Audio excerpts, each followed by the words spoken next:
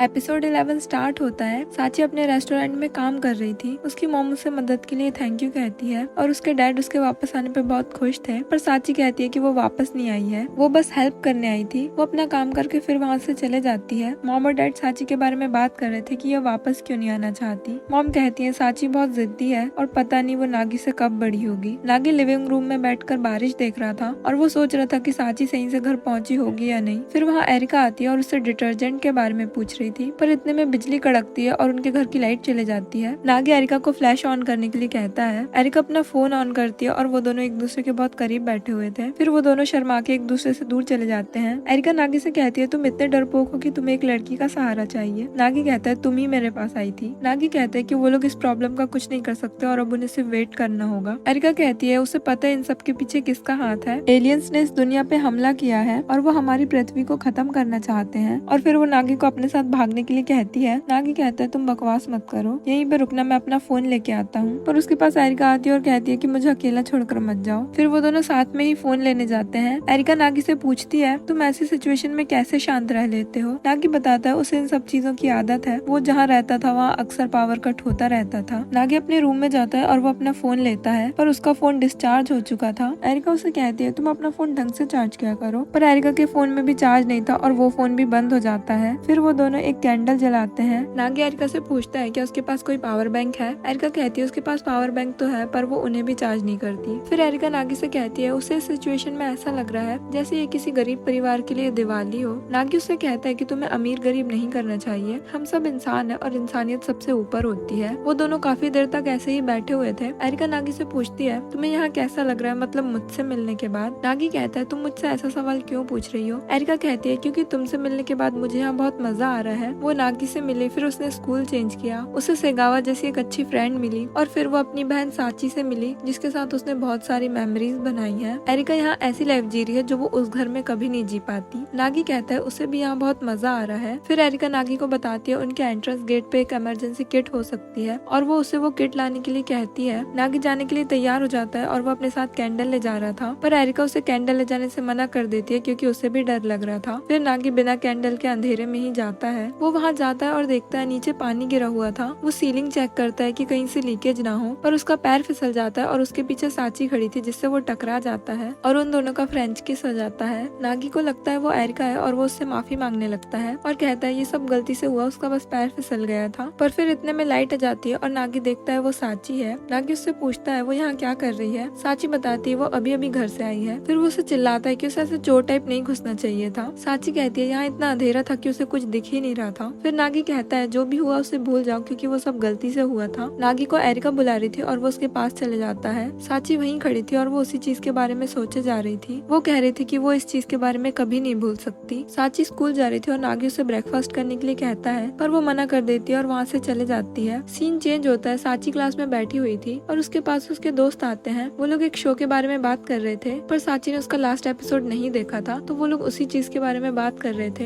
एक फ्रेंड कहती है भले ही वो दोनों सगे भाई बहन नहीं थे, पर उनका किस होना गलत था। साची एकदम से उठती है और पूछती है फिर आगे क्या हुआ। दूसरी फ्रेंड कहती है उसके बाद बहन को रियलाइज होता है कि वो अपने मुंह बोले भाई को पसंद करती है और उसका भाई ऑलरेडी इतना हॉट है कि उससे कोई भी अट्रैक्ट हो जाए। साची कहती है वो इतना हॉट भी नहीं है और वो बहुत इनसेंसिटिव है और वो मुझे बच्चों की तरह ट्रीट करता है। उसके दोस्त पूछते हैं तुम क्या कह रही हो। साची कहती है वो बस अपने आप से बात कर रही थी। सीन चेंज होता है। नागी शॉपिंग कर रहा था। फिर वो देखता है एक शॉप में सेल लगी है और वो वहीं चले जाता है। फिर नागी डिनर में वही बनाता है। फिर वो साची को खाने के लिए बुलाता है, पर वो नहीं सुन रही थी। फिर नागी उसके दरवाजे पे नॉक करता है और उसे ललचाने की कोशिश करता है, पर वो फिर भी कोई रिप्लाई नहीं दे रही थी। साची बस गेट लगा के बैठी हुई थी। नागी सोचता है कुछ तो बात है जो साची उससे छुपा रही है। फिर वहाँ एरिका आती है और वो नागी के साथ डिनर कर रही थी। एरिका को नागी के हाथ का उमिनोज स्पेशल करी बहुत पसंद आता है। फिर नागी एरिका को साची के बारे में बताता है और वो कहता है उसे लगता है कि साची की तबीयत खराब होगी क्योंकि वो सुबह से अजीब बिहेव कर रही है। एरिका नागी से कहती है कहीं तुमने ही तो कुछ नहीं किया। नागी कहता है उसने तो कुछ नहीं किया, पर फिर वो याद करता है कि कहीं उसने कुछ किया तो नहीं है। वो एरिका को बताता है कि साची ने उसकी आइसक्रीम चुरा के खा ली थी और उसके पैसे भी यूज कर लिए थे और इस हिसाब से तो उसे गुस्सा होना चाहिए। पर फिर उसे वो किस वाली बात भी याद आती है और वो एरिका को बता देता है। फिर एरिका वहाँ कपड़े चेंज करके आती है और वो टीचर बनी हुई थी। वो नागी से कह रही थी कि तुम्हें नहीं पता पर साची अब बड़ी हो चुकी है। नागी कहता है वो बस एक एक्सीडेंट था और वैसे भी वो दोनों भाई बहन है और साची तो अभी बच्ची है। एरिका नागी को घूरने लगती है और नागी को उससे डर लग रहा था। नागी कहता है साची जब से पैदा हुई है वो तब से उसके साथ है, पर फिर उसे एरिका समझाती है कि जो कल रात हुआ वो बहुत अलग चीज होती है। फिर नागी उस बारे में गहराई से सोचता है और वो कहता है साची उसकी बहन है, पर काफी टाइम से साची का बिहेवियर बदल गया है, पर टेक्निकली साची उसकी बहन भी नहीं है, उसकी असली बहन तो एरिका है और नागी तो बस एक अजनबी है। और फिर उसे रियलाइज होता है कि उसे साची से माफी मांगनी चाहिए। वो साची के रूम के सामने खड़ा था और सोच रहा था उसे क्या कहना चाहिए, पर फिर वो अपने रूम में चले जाता है। एरिका साची के पास जाती है और कहती है उसने शावर ले लिया है और अब साची शावर ले ले। एरिका साची को देखती है, वो एकदम शांत थी और कुछ भी नहीं बोल रही थी। सीन चेंज होता है। अगले दिन नागी सेगावा के साथ लाइब्रेरी में था। सेगावा को एरिका का मैसेज आता है कि वो आज नहीं आएगी। नागी याद करता है वो एरिका को स्कूल चलने के लिए कह रहा था, पर वो कहती है कि वो बाद में आएगी और वो उसे साची से